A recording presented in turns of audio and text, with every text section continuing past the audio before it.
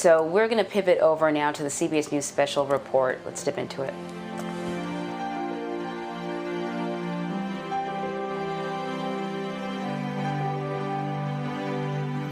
Picture says it all. This is a CBS News special report. I'm Gayle King with Anthony Mason and Tony Dokoupil here in New York. The elaborate ceremonies honoring Supreme Court Justice Ruth Bader Ginsburg are just about to get underway this morning in Washington. Her casket is going to be brought to the Supreme Court building, where pallbearers, as you see, will lift it up to the steps to its place of honor. Justice Ginsburg served for 27 years on the High Court after a groundbreaking career as an advocate for gender equality. She died on Friday. She was 87. Yeah, it was the evening, and Ginsburg's death was a surprise to most Americans, although she had been fighting cancer 4 times over the course of her life.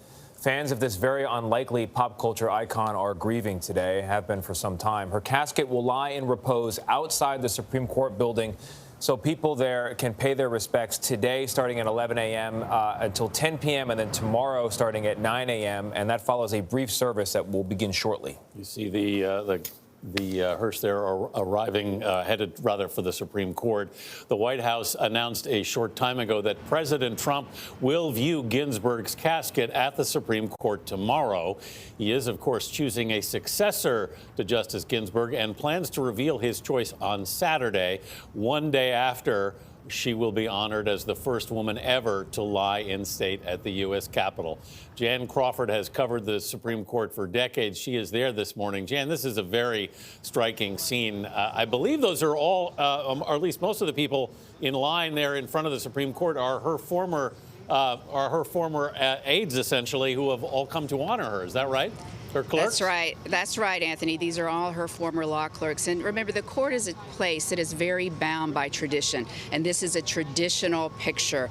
Law clerks, when a justice passes, always line the steps of the Supreme Court to act as honorary pallbearers as the justice that they work for, their mentor, is taken into the Great Hall of that building. So this has happened before with one difference. They're socially distanced now. Normally, they kind of flank the casket in a line, shoulder to shoulder on each side, as that casket is taken into the Great Hall. There's other changes as a result of the coronavirus, her being outside underneath the portico. Typically, the justices lie in repose inside the Great Hall. So we see some differences, but mostly this is very much dictated by tradition. As Justice Ginsburg arrives here, Supreme Court officers will remove remove her casket from the hearse, and then begin slowly taking the casket up the front steps of the court into the Great Hall, where there will be a brief ceremony attended by her family, close friends, the justices, and some of their spouses. Then her casket will be taken out to the top of the steps, and the public will be able to file beside it to give their respects. It is such a beautiful day there, Jan. You know, as Anthony said, it was such a striking picture to see all of her clerks walk out in black with their black masks to pay tribute to her. What is the feeling like there? Because I'm telling you, I feel it sitting here in the studio in New York. I get goosebumps watching this. It is, and if I look across the street, it's the crowds have packed up against the barricades that have been set up to give some distance here in front of the building, and everyone is holding up iPhones to kind of record what is a moment of history. It's quiet, it's very still. Typically there are protests in some of these controversial cases. When I'm out here, you hear shouting and music. It's absolutely quiet right now. In fact, I almost feel I'm speaking too loudly into the microphone. The moment is definitely everyone is aware of the significance of this. And the day, it's a beautiful day, not a cloud in the sky. Because so much will have to be outdoors, it's almost like the heavens were cooperating today. No clouds, no rain. It's perfect. And I was reading that there were actually some people who were waiting outside before sunup even. That's right. People have been outside here, and then, of course, the line is being assembled over onto the side of the court. So there's a line now of members of the public waiting to be able to file by the casket as she lies in repose here for the rest of the day until tonight, and then again tomorrow until 10 p.m. Yeah, it is a beautiful day there, Jan, and the absence of the typical rancor and protesting you see outside the Supreme Court is notable. And as we see the Supreme Court police officers carrying the casket up on its final journey up those steps there, she will lie in repose on a platform that was originally built for the casket of Abraham Lincoln, which I think is an amazing detail. And we expect speeches in that private ceremony, which we'll be able to carry from Rabbi Lauren Holtzblatt, as well as Chief Justice John Roberts. Jan, if we still have you, I'm curious what you expect from John Roberts this morning. Well, again, this is something that's very bound by tradition. For example, with Justice Scalia's service, there was a brief religious message, a moment of silence, but it's not unprecedented for a justice to speak during one of these services. Justice Kagan spoke during Justice John Paul Stevens' services. Typically, it's a moment of reflection, of gratitude. Obviously, the Chief Justice will have a lot to say about her service to this country. Remember, I mean, she first appeared here at this court in 1973. That was 47 years ago when she argued her first case before the all-male Supreme Court. That's when she gave that famous quote that, I ask no favor for my sex. All I ask that our brethren keep their feet off our necks. That was in 1973. She won that case, went on to win 5 more landmark discrimination cases, and then 20 years later, in 1993, President Clinton nominated her and put her on the Supreme Court, only the second woman to serve. And it really a legendary, trailblazing, path-breaking career of public service. I know, Jan, and the more you read about her, and I've been reading every single thing, I'd watched both the documentaries last year, it's so clear she was so ahead of her time in ways that we couldn't even anticipate. She was thinking almost 5 and 10 years down the road ahead of all of us. She framed her arguments as how gender discrimination was actually harmful to men. And that was an argument, believe it or not, Gayle, that kind of resonated with the male judges that she was trying to convince. So she was able to change the law by anticipating what might come ahead of time. That is extraordinary. I mean, that is something that you can see that far down the road. And we see it in her dissents even at the court. She makes arguments, even when she's not in the majority, that lead to changes in the law later on. And remarkably, Jan, this was a woman, even though she ended up being first in her class at law school, had trouble getting a job. I mean, as she said, I had 3 strikes against me. 1, I was Jewish. 2, I was a woman. But the killer was I was the mother of a 4-year-old. Right, and she said that employers just assumed that she wasn't going to want to work that hard, even though she had done a bang-up job when she clerked and worked at a law firm while she was just finishing up law school. She was shocked she didn't get a job. She said, I thought I did a great job. So, of course, that's when she helped found the Women's Rights Project at the American Civil Liberties Union and found a different way to make a difference. The other thing that's so extraordinary about her is how she was able to reach across the aisle to people that had different points of view and still was able to remain friends with them, as it was with her and Justice Scalia. She said, fight for things that you care about and do it in a way that will lead others to join you. Yeah. And she was, of course, very close with Justice Scalia, who passed away in 2016. They became friends when they both were on the federal appeals court here in D.C. They each had enormous respect for the other, their intelligence, their wit. They had grand adventures all over the world. They socialized with each other's spouses. And she said in an interview on CBS that she hoped that in her lifetime we would come to a time where people could have those relationships again, where you could be friends with people that you might disagree with strongly. Yeah. It doesn't look like that wish has come true yet. As we're watching here, as the pallbearers place the casket on what's called the Lincoln Catapult, which is actually just a simple base of rough pine boards that were nailed together and covered with a black cloth, but it was built for President Lincoln. For President Lincoln's funeral when he lay in state in the Capitol Rotunda back in 1865. And is used traditionally at moments like this still. Now, we should be able to see the justices, her family. Typically, the justices will be on one side of the casket with their spouses. Friends and family stand on the other side in this very somber ceremony. Yeah, it's a private ceremony, but it's private, but we can still see it because they're allowing us to photograph it. But it's invitation only is what we're being told. Who was invited, Jan? Well, friends and family. Her friends and family, and of course we see all of the justices and retired Justice Anthony Kennedy. So all, it looks like, based on what we're seeing here, all 8 of the sitting justices, some with their spouses, are here, along with retired Justice Anthony Kennedy, and I believe that is Maureen Scalia standing there as well, the wife of late Justice Antonin Scalia. Yeah, of the several ways that this is different from past ceremonies is the justices are wearing masks. It's difficult to make out everybody's identity as they move into the room here. But I believe... and again, I mean, if you think about the aging justices on the Supreme Court, social distancing and masks is crucial. And this is for some, they haven't been going into the building. Remember, they've been having their arguments by telephone since the spring. So a moment that they're all now gathered together, this may be the first time, certainly that I'm aware of. They've been back together. Jan, Right. Is it correct? My understanding is that when the public comes to pay respects over the next couple of days, the justices' law clerks will continue to stand by the casket. Is that correct? Right, and that again is also very much bound by tradition. And remember, the members of the public will be required to socially distance and, wear the masks, all again because of special protocols that are being put in place because of the coronavirus. It's been interesting, Jan, to see so many young girls, little girls, who looked up to Ruth Bader Ginsburg. She was their subject of many of their projects that they had to do, and how they've been following her life so closely. I can't imagine the message and the legacy that she has left for, listen, all women, to be honest with you, but certainly to these young girls who are looking at her.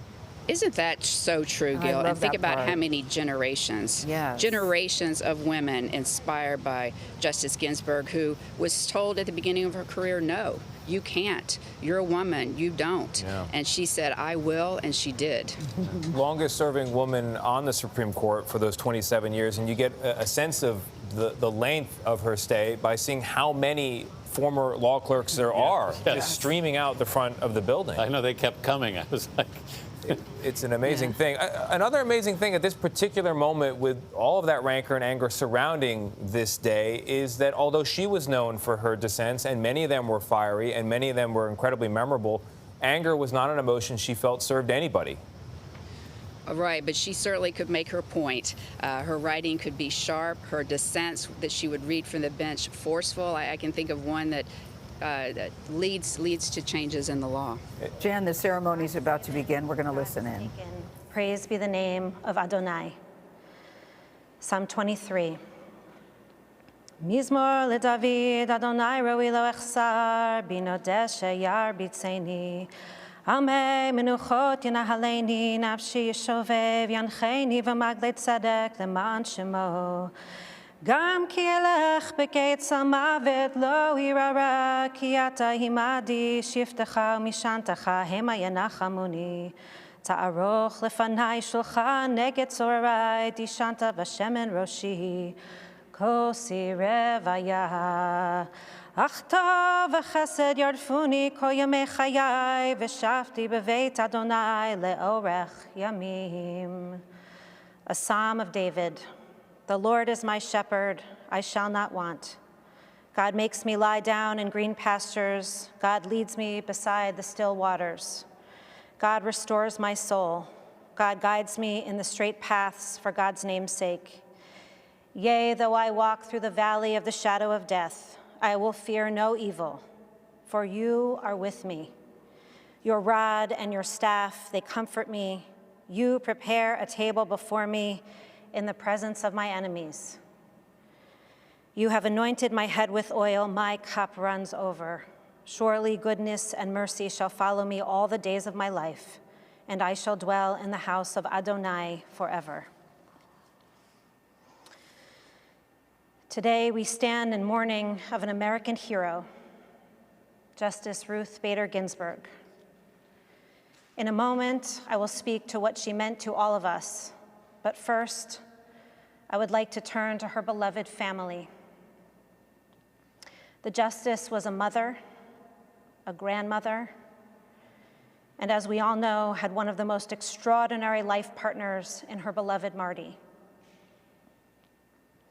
To each of you, to the justice's colleagues, to her law clerks, and to her court family, the country mourns with you and sends you our deepest love and comfort. To be born into a world that does not see you, that does not believe in your potential, that does not give you a path for opportunity or a clear path for education, and despite this, to be able to see beyond the world you are in, to imagine that something can be different. That is the job of a prophet. And it is the rare prophet who not only imagines a new world, but also makes that new world a reality in her lifetime. This was the brilliance and vision of Justice Ruth Bader Ginsburg. The Torah is relentless in reminding, in instructing, in commanding that we never forget those who live in the shadows, those whose freedom and opportunity are not guaranteed. 36 times we are taught that we must never forget the stranger. 12 times we are told to care for the widow and the orphan. This is one of the most important commandments of the Torah. It is the Torah's call to action. And it is also the promise written into our Constitution. As Justice Ginsburg said, and I quote, "Think back to 1787. Who were we the people? They certainly weren't women. They surely weren't people held in human bondage. The genius of our Constitution is that now, over more than 200, sometimes turbulent years, that we has expanded and expanded. This was Justice Ginsburg's life's work, to insist that the Constitution deliver on its promise, that we, the people, would include all the people. She carried out that work in every chapter of her life. As an advocate arguing 6 times before this court for equal treatment for women and men, as a judge on the DC circuit, and as a justice on this court, and as a path-marking role model to women and girls of all ages, who now know that no office is out of reach for their dreams, whether that is to serve in the highest court of our land or closer to home for me as the rabbi of their community. Nothing could stop Justice Ginsburg's unflagging devotion to this project, not even cancer. Justice Ginsburg, midor lador, from generation to generation, we promise to carry forward your legacy. May you rest under the wings of the Shekhinah, knowing that you have tirelessly served us and this great country, the United States of America. Please rise.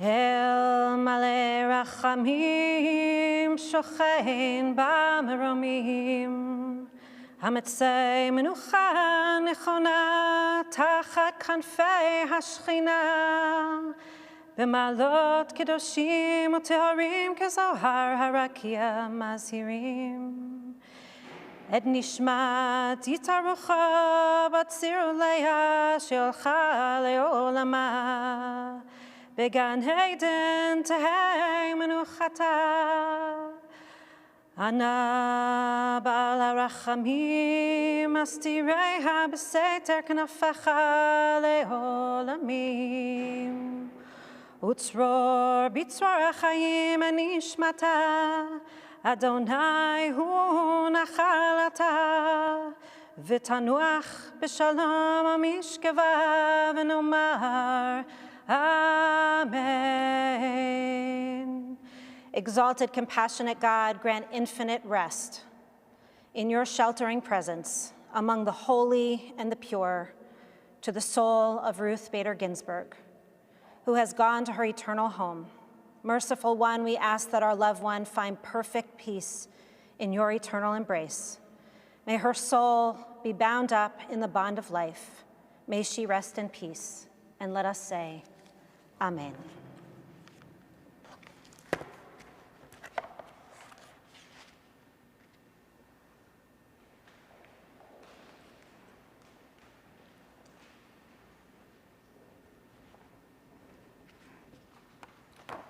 Thank you, Rabbi Holtzblatt, for those compelling words.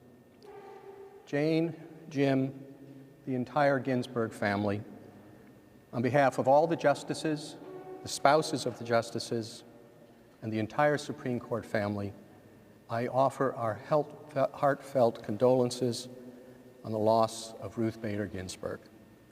That loss is widely shared, but we know that it falls most heavily on the family. Justice Ginsburg's life was one of the many versions of the American dream. Her father was an immigrant from Odessa. Her mother was born 4 months after her family arrived from Poland.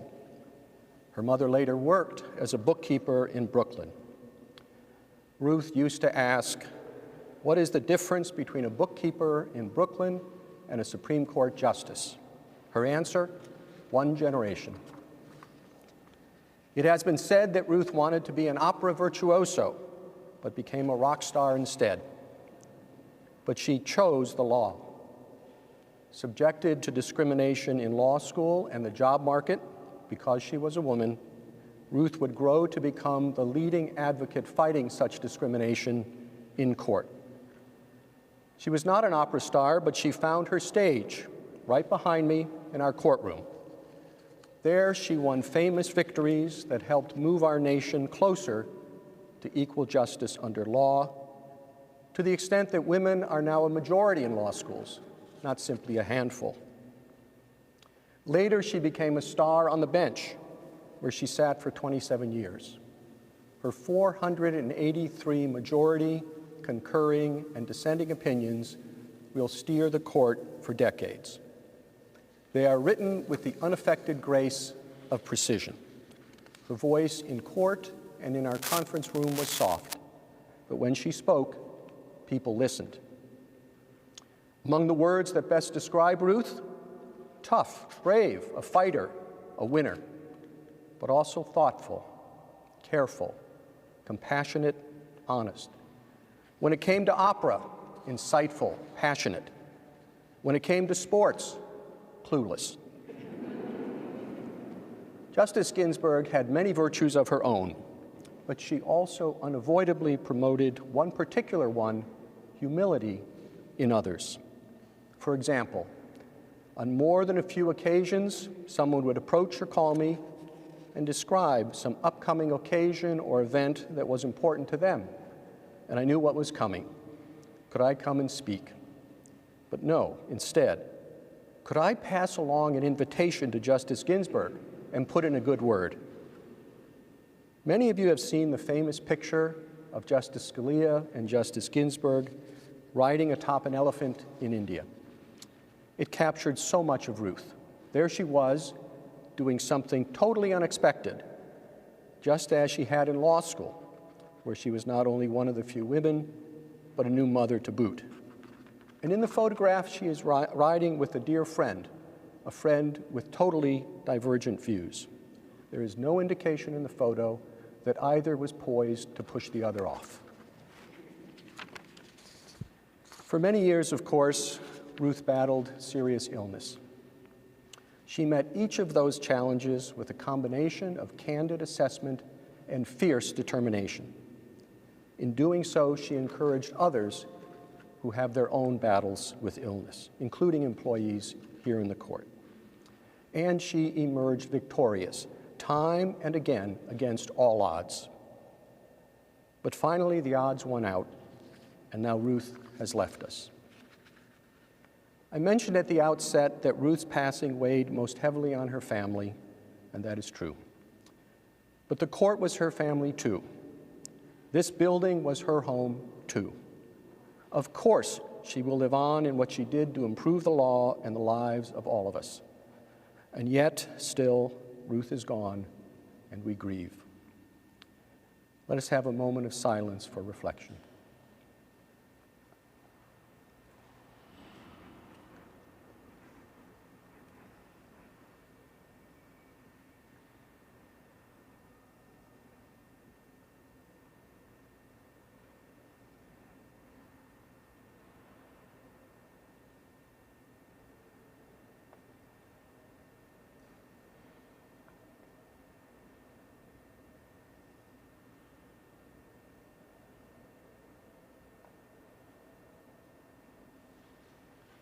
May she rest in peace.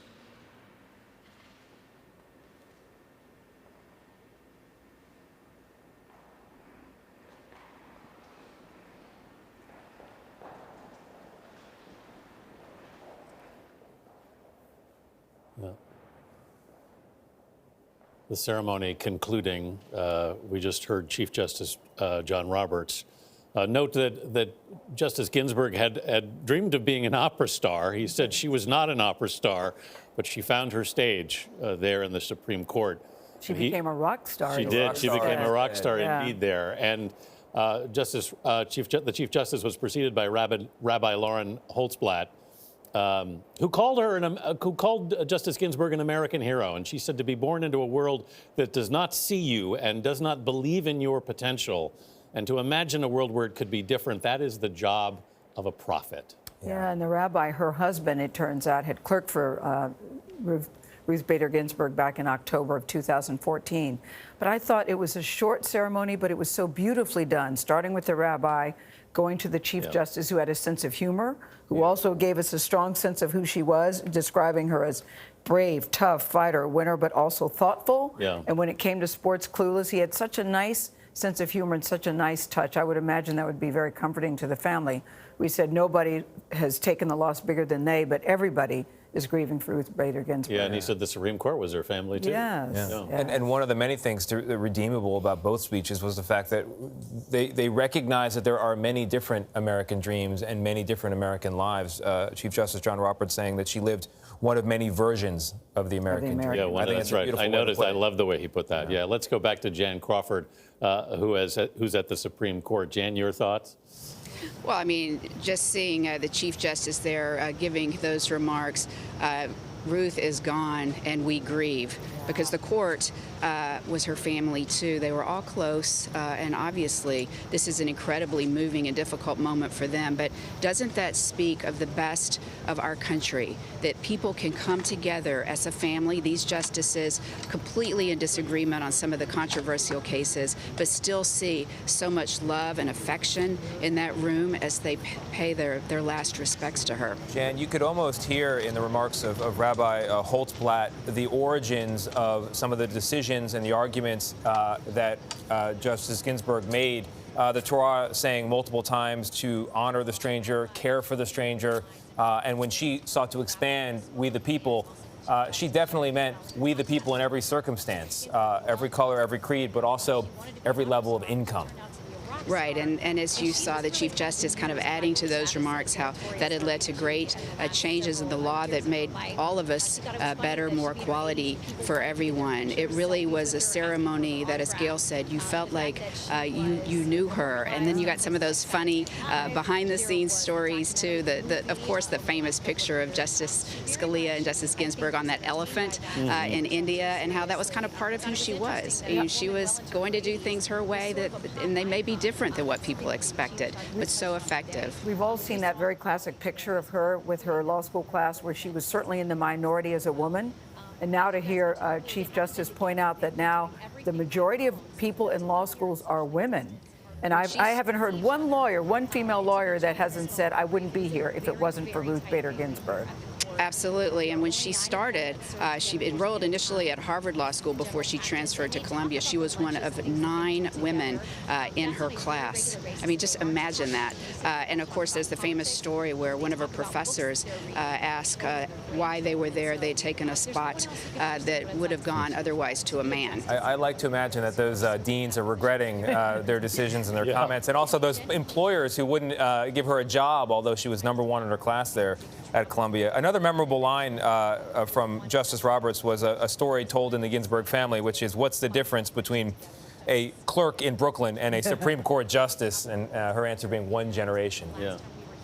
Right, and that goes to kind of Gayle's point earlier when you think about the generations that she has influenced and encouraged and inspired to find their own way, their own path to make a difference. It was, in her case, a generation, but think of how many generations she influenced and will continue to influence. It's those young girls who will be here today with their mothers and their grandmothers go on and find their own path to make their own impact on our country. Influencing women and influencing the law, Jan, because as Justice Roberts pointed out, she wrote 483 majority, concurring, or dissenting opinions, and he made a point of underlining that number. Right, and of course she was known for her precision of language in those opinions. She was known for getting her work done on time. Even this past spring, when she was in the hospital being treated for her illness, she was there with her law books and briefs, doing the oral arguments by telephone from the hospital room. She was the hardest working justice, and she turned those opinions around quickly, and they were perfection, just the precision of her language, which is a way that she was able to then change the law and build potentially coalitions down the road because it was about the law, not rhetoric. Yeah. Thank you, Jan.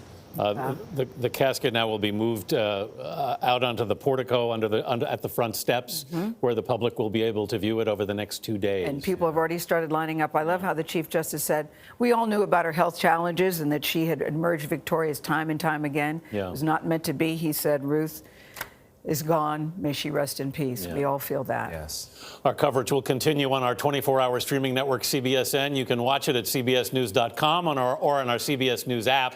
There will be more on the life of Ruth Bader Ginsburg coming up on your local news on this CBS station, and tonight on the CBS Evening News with Norah O'Donnell. This has been a CBS News Special Report. I'm Anthony Mason with Gayle King and Tony Dokoupil, CBS News, New York.